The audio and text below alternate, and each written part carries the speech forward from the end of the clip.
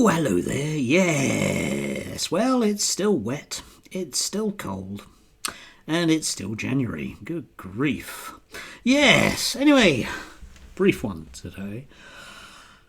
How many Tories now have buyer's remorse with Kemi Badenoch? Is it...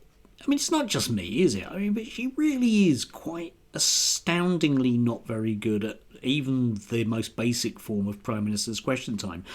Being up against as unlikable a human being as Keir Starmer, let's face it, those of us on the left never had buyer's remorse with Keir Starmer because we knew full well that the right wing of the Labour Party were gonna dump him on us, and then, having had him as leader, he was going to dump on us anyway, which he will proceed to do because, of course, we can't possibly tax rich people. We have to, well, tax the poor even further because, after all, that's the important thing in order to balance the books, yes.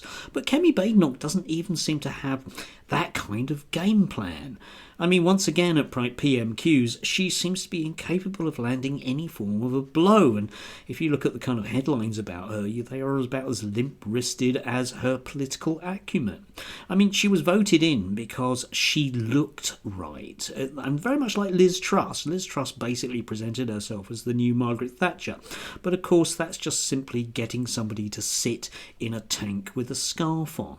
The two things aren't the same. Margaret Thatcher wasn't just some woman in a tank. No. Anyway, of course, the key thing, though, about British politics for the Conservatives is they have a backup plan with Nigel Farage, which means that if they don't exactly get what they want with the Conservatives, they can just pretend that they've got a completely different party that has completely different things that they want to do. I mean, completely different tax cuts to the rich in Nigel Farage. But the problem all three of them have, of course, is that as time goes on, the British public become more and more deeply aware of how they're being done over by all of them. I imagine that Nigel Farage, the only reason he's still here is a bit like one of those cartoon characters who's bought something from Acme. Momentum is just keeping him going forwards, but gravity inevitably will make him fall. What exactly is the magic policy that Farage has that the others don't, other than exactly the same, but disliking brown people slightly more? It's not really a selling thing, is it? Anyway, we will see how far this particular one goes, but I did say when she became leader that she wouldn't be leader for long.